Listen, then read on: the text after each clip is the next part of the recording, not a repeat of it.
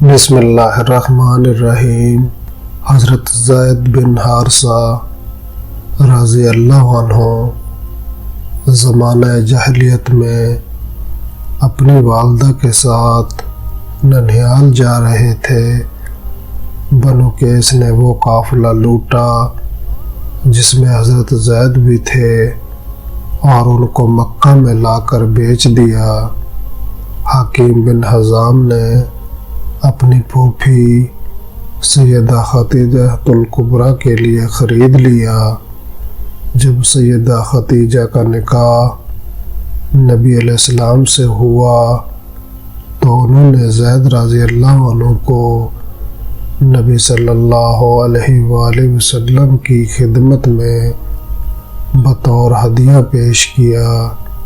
زید رضی اللہ عنہ کے والد کو ان کی جدائی کا بڑا صدمہ تھا۔ اولاد کی محبت فطری چیز ہوتی ہے، چنانچہ وہ زید کے فراق میں روتے اور اشعار پڑھتے، میں زید کی یاد میں رو رہا ہوں اور یہ بھی نہیں جانتا کہ وہ زندہ ہے جو اس کی امید رکھوں، یا مردہ ہے کہ میں اس سے مایوس ہو جاؤں۔ اے زید، اللہ کی قسم مجھے یہ بھی معلوم نہیں کہ تمہیں نرم زمین نے ہلاک کیا یا کسی پہاڑ نے ہلاک کیا۔ کاش مجھے یہ معلوم ہو جاتا کہ تو عمر بھر میں کبھی بھی واپس آئے گا یا نہیں۔ ساری دنیا میں میری انتہائی غرض تیری واپسی ہے۔ جب آفتاب طلوع ہوتا ہے تو مجھے زید ہی یاد آتا ہے، اور جب بارش ہونے کو آتی ہے تو بھی اس کی یاد ستاتی ہے، اور جب ہوائیں چلتی ہیں تو بھی اس کی یاد کو بڑھاتی ہیں۔ ہائے میرا غم اور میری فکر کتنی طویل ہو گئی۔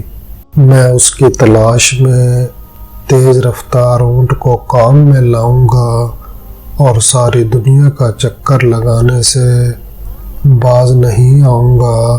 چلنے والے اکتاتے ہیں تو اکتائیں، مگر میں نہیں اکتاؤں گا۔ ساری زندگی اسی طرح گزاروں گا۔ ہاں میری موت آ گئی تو وہ اور بات ہے کہ وہ ہر چیز کو فنا کرنے والی ہے، خواہ ان کی کتنی امیدیں لگائے۔ میں اپنے رشتہ داروں کو وصیت کر جاؤں گا کہ وہ بھی زید رضی اللہ عنہ کو ڈھونڈتے رہیں، غرض یہ اشعار پڑھتے رہے۔ اتفاق سے ان کی قوم کے چند لوگوں کا حج پر جانا ہوا تو انہوں نے زید کو پہچانا، باپ کی داستان سنائی اور شعر سنائے۔ حضرت زید رضی اللہ عنہ نے اس کے جواب میں 3 شعر لکھ بھیجے، جن کا مطلب یہ تھا کہ میں مکہ میں ہوں۔ ان لوگوں نے جا کر زید رضی اللہ عنہ کی باتیں ان کے والد کو سنائیں اور اشعار بھی سنائے۔ پتہ بھی بتایا۔ ان کے والد اور چچا فدیہ کی رقم لے کر ان کو غلامی سے چھڑانے کی خاطر مکہ پہنچے۔ نبی صلی اللہ علیہ وآلہ وسلم کی خدمت میں عرض کیا، ہاشم کی اولاد اور اپنی قوم کے سردار، آپ لوگ مسجد حرم کے رہنے والے ہیں اور اللہ تعالیٰ کے گھر کے پڑوسی ہیں۔ آپ قیدیوں کو رہا کراتے ہیں، بھوکوں کو کھانا کھلاتے ہیں۔ ہم اپنے بیٹے کی طلب میں آپ صلی اللہ علیہ وآلہ وسلم کے پاس آئے ہیں۔ آپ صلی اللہ علیہ وآلہ وسلم فدیہ لے کر اس کو رہا کر دیں، آپ کا ہم پر احسان ہوگا۔ نبی اکرم صلی اللہ علیہ وآلہ وسلم نے فرمایا کہ بس اتنی سی بات ہے کہنے لگے جی بس یہی عرض ہے۔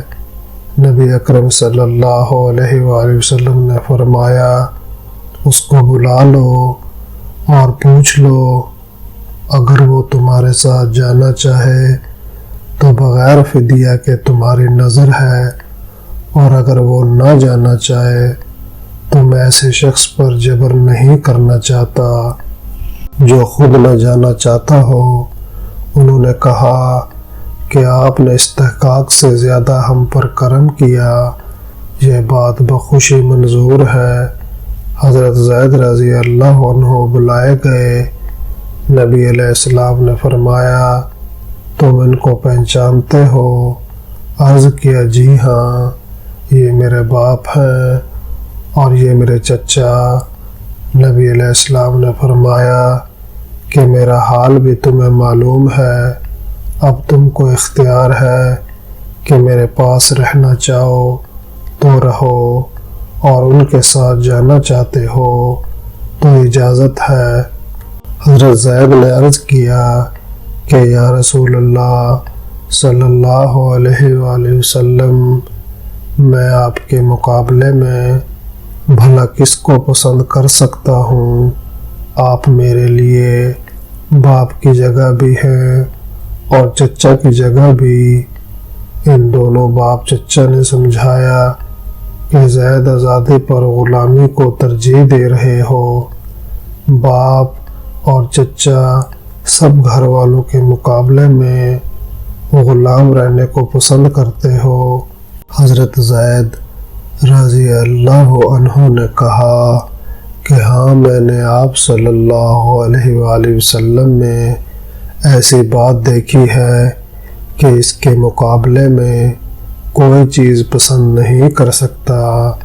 نبی علیہ السلام نے جب یہ جواب سنا تو ان کو اپنی گود میں لے لیا اور فرمایا کہ میں نے اس کو اپنا بیٹا بنا لیا۔ زید کے باپ اور چچا نے منظر دیکھ کر بہت خوشی محسوس کی اور واپس چلے گئے۔